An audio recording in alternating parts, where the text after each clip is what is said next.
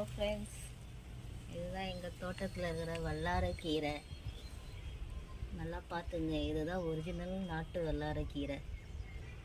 Hybrid வல்லாரைன்னு வருது, அதெல்லாம் வல்லாரைக்கீரையே கிடையாது. வள்ளலார் சொன்ன ஞான மூலிகையில் இது ஒன்று. சரஸ்வதி மூலிகைன்னு சொல்லுவாங்க. இதுக்கு கொஞ்சம் தண்ணி அதிகம் தேவை. ஒரு தடவை ஒரு செடியை வாங்கி ஊனி விட்டிங்கன்னா அது பாட்டுட்டு படர்ந்துடும். நமக்கும் வாரத்தில் ஒரு நாள் கீரை கிடைச்சா மாதிரியே இருக்கும். அதனால் எல்லாரும் வீட்டில் வல்லாரைக்கீரையை கண்டிப்பாக வைங்க. ஒரு சின்ன தொட்டியில் வச்சா கூட போதும் ஃப்ரெண்ட்ஸ். உங்களுக்கு நல்லா படர்ந்துடும்.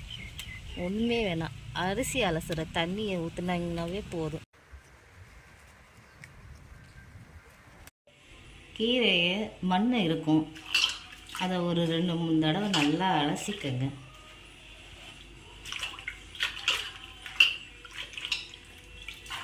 அலசியதுக்கப்புறம் நல்லா வடிகட்டிக்கங்க. இதில் தண்ணியே இருக்கக்கூடாது. அலசியதுக்கப்புறம் நல்லா நிழல்லையே உலர்த்துங்க.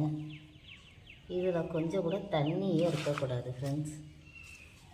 அப்போ தான் பொடி நல்லாயிருக்கும்.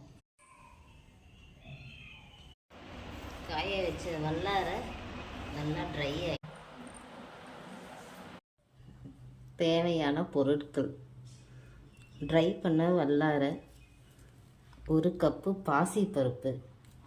பாசிப்பருப்பு 1 கப்பு, பொட்டுக்கடலை 1/2 கப்பு, தேவையான காரத்துக்கேற்ப மிளகாய், தேவையான அளவு கல்லுப்பு, சீரகம் தேவையான அளவுக்கு, மிளகு கொஞ்சம், ரைஸ் கொஞ்சம் சோறு இறங்கணுமே. 1 கப்பு பாசிப்பருப்பு, 1/2 கப்பு பொட்டுக்கடலை டேஸ்ட்டுக்காக.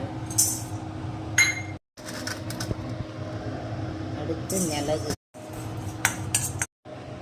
தேவையான அளவு உப்பு, காரத்துக்கேற்ப மிளகாய், வரமிளகாய் போட்டு ஆஃப் பண்ணிவிட்டு அதுக்கப்புறம் இந்த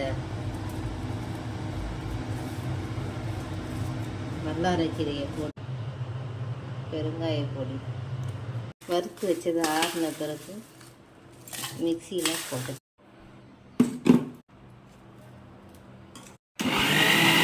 ஹெல்த்தியான வல்லாரைக்கீரை இட்லி பொடி